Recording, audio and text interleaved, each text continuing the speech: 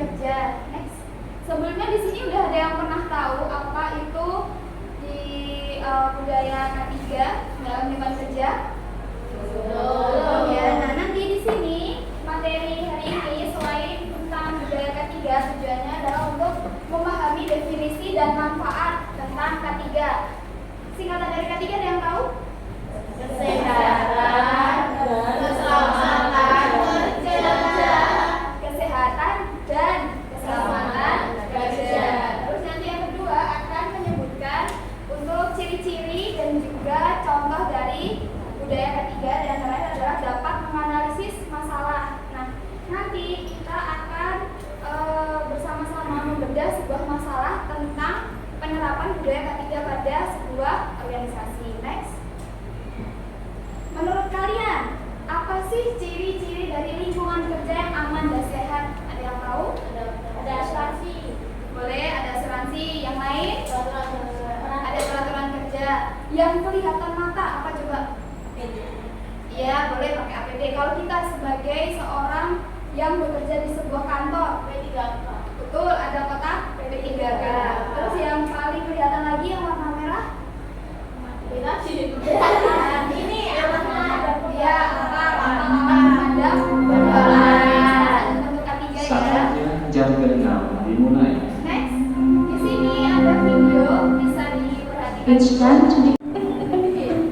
Sudah tidak asing perkantoran terdapat dalam gedung-gedung mereka.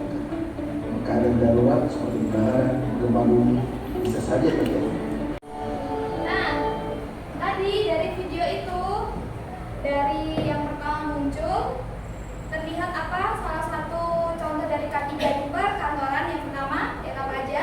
Jalur evakuasi. Ya, ada petunjuk jalur evakuasi. Nah, untuk di sekolah itu biasanya ada minimal ada titik kumpul evakuasi.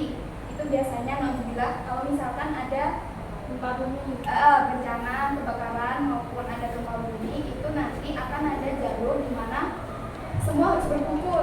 Ya, biasanya itu berkumpulnya di halaman untuk nanti selanjutnya dievakuasi. Karena kan kalau ada kebakaran ataupun bencana, kita berada di dalam ruangan itu cukup bahaya ya. Jadi itu salah satunya tujuan dari adanya petunjuk jalur evakuasi. Nah, setelah jalur evakuasi yang kedua,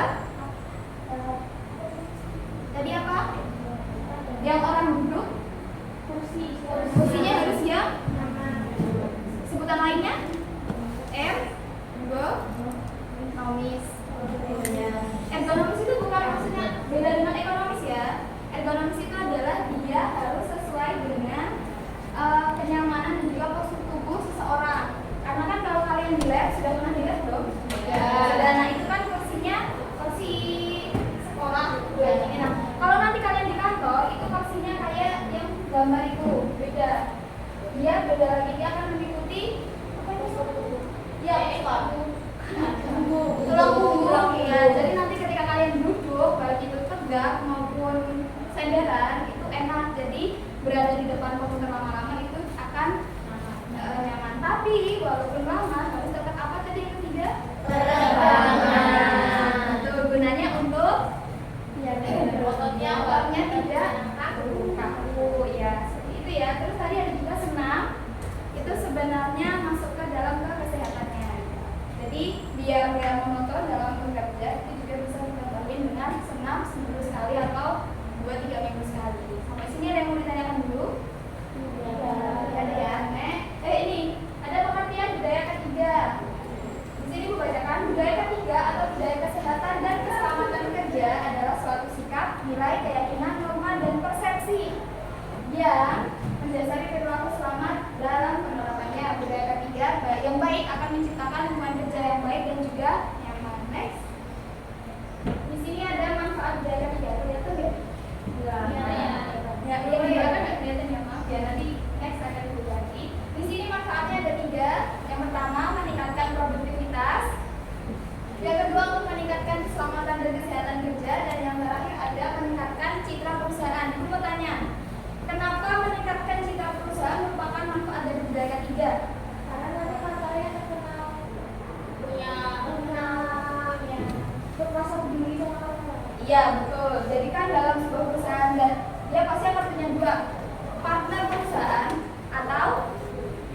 kompetitor atau apa ya, bukan lawan tapi pesaing ya, pesaing bisnis. Dengan adanya K3 yang baik akan meningkatkan citra perusahaan yang membuat perusahaan itu menjadi lebih unggul dari perusahaan yang lain.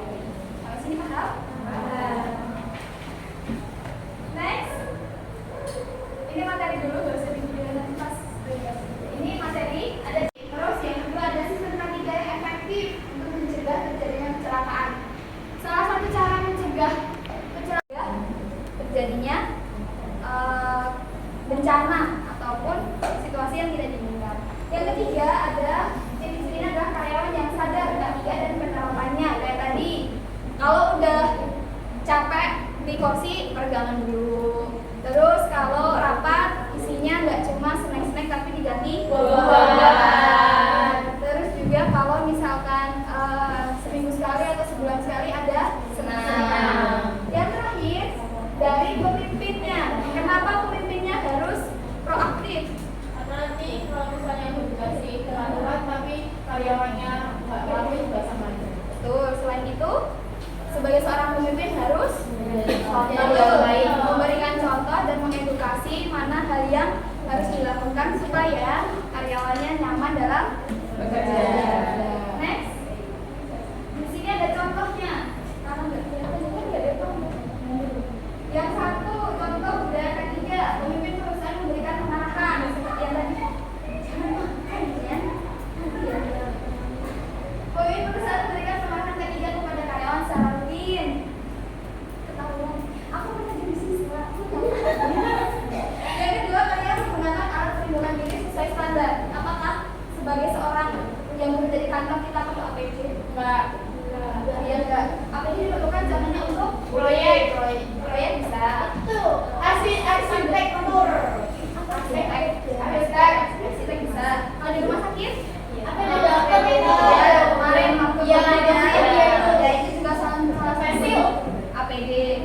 Sebenarnya kalau di sekolah itu ada, tapi di sini karena kita lab komputer nggak ada. Kalau di SMA itu ada lab fisika, lab kimia, lab biologi, itu kan ada prakteknya. Itu biasanya pakai jas lab. Itu termasuk APD. Yang ketiga, ada perusahaan menyediakan fasilitas yang memadai seperti kotak P3K termasuk apa, pantry juga termasuk, terus tempat ibadah dan lain-lain. Sama terakhir, perusahaan mengadakan pelatihan K3 yang ibu sebutkan tadi ya. Biar kalau ada bencana, amit-amit harus ngapain tahu, nggak tiba-tiba loncat atau tiba-tiba teriak-teriakan malah menyulitkan. Iya betul, menyulitkan yang akan evakuasi. Next. Nah ini, rekam lagi Pak. Sudah belajar tentang definisinya, ciri-cirinya, contohnya. Nah sekarang di sini ibu ada sebuah kasus. Di sini ibu bacakan dulu. Bisa sambil dibuka nanti setelah ini ya. Yang pertama, di sebuah kantor, lantai dekat pantry basah akibat tumpahan air dari kopi ataupun air galon yang dipakai. Nah, akibatnya seorang karyawan terpeleset dan jatuh serta akhirnya mengalami cedera ringan. Kasus yang pertama. Kasus yang kedua, karyawan yang bekerja berjam-jam di depan komputer mengalami nyeri punggung, leher, dan nyeri tangan akibat meja atau kursi yang tidak ergonomis. Next, di sini coba kalian bawa handphone semua. Buka link itu uns.id/studi kasus K3. Ada studi kasus yang pertama dan yang kedua. Coba kalian bedah apa penyebabnya dari studi kasus tadi dan apa solusinya. Setelah kita membahas definisi, ciri-ciri dan contoh, ini ada kasus. Sudah bisa dibuka semua. Kalau ada yang nggak bisa, bantu handphonenya. Nanti pakai punya ibu. Materinya ada OP nggak sih? Ada. Di sini kan juga ada. Aku boleh. Itu oke. Oh iya, ibu mau ngasih sedikit ini ya, sedikit tips. Kalau misalkan kalian datang ke sekolah, maaf ya, karena kita sebagai orang yang ya beliau juga kerja, beliau juga membuat kita nyaman. Jadi kalau lewat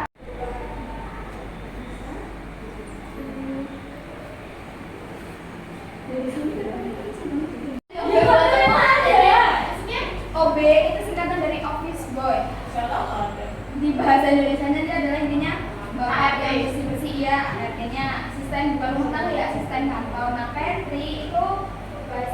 dapur di kantor pantry.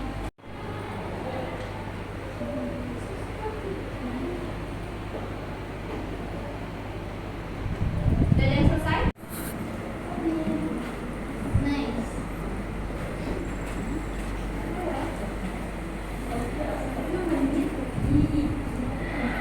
Oke, sudah semua ya untuk studi kasusnya? Sudah. Nah, kesimpulan dari materi hari ini, coba apa kira-kira? Ada yang mau menyampaikan? Singkat tidak apa-apa. Nggak apa-apa, tetap bisa. Pentingnya budaya K3 di perusahaan. Ya, karena Karena penting. Karena kalau nggak ada K3 kita susah buat melakukan susah fokus. ya, nanti akan bisa menghambat Pekerjaan. Terus Menurunkan citra perusahaan. ya bisa juga menurunkan citra perusahaan kalau K3-nya tidak bagus. Nah, tadi ada satu studi kasus contohnya, kan tadi ada yang pengennya bahasa sama dia duduknya terlalu lama. Ibu mau bahas yang ini satu aja. Kalau dia duduknya terlalu lama, penyebabnya apa? Encak juga. Oh, Kursinya itu karena penyebabnya kan kursinya yang tidak ergonomis, kurang sensitif sama konversi. ya tempat duduknya ataupun settingan kerjanya tidak nyaman. Solusinya adalah pegangan itu yang di tubuhnya ya, pegangan atau mengganti posisi duduk.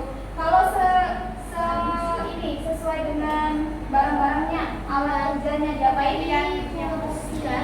Diganti kursi ya, yang mana terus di bawahnya yang ada tulisan apa tadi? Namanya apa tahu? Iya. Terus tuliskan sesuatu ya. Gak apa-apa. Good, nama aja. Ya. Jadi bisa diperhatikan ya, ulangi. Itu kan ada tanda plus di tengah bawah warna merah, dipencet. Terus pakainya ya. Ini begini. Aku dari. Nah. Kalau mau upload foto dari galeri itu bisa pakai ya upload paling kiri. Oke, sudah semua. Itu untuk materi kita hari ini. Kita sudah belajar tentang apa tadi? Budaya kerja di sebuah perusahaan. Nah, sudah materi, sudah mengerjakan studi kasus juga. Hari ini nanti materinya sampai di situ. Terima kasih sudah mengikuti pembelajaran dengan baik. Terima kasih atas energinya. Terima kasih sudah memperhatikan dengan baik. Terima kasih sudah mengerjakan tugas dan studi kasus dengan baik. Nanti minggu depan bisa cari-cari materi dulu, belajar tentang tata ruang kantor. Kan tadi Ibu sudah nge-spill ya, ada kursi ergonomis, ada ruangannya harus gimana, ada pantry-nya. Nah, itu nanti akan kita pelajari minggu depan. Oke, bisa? Bisa. Ibu akhiri pembelajaran hari ini. Banyak kurangnya Ibu mohon maaf. Apabila ada kesalahan dalam perkataan maupun perbuatan Ibu mohon maaf. Akhirul salam. Wassalamualaikum warahmatullahi wabarakatuh.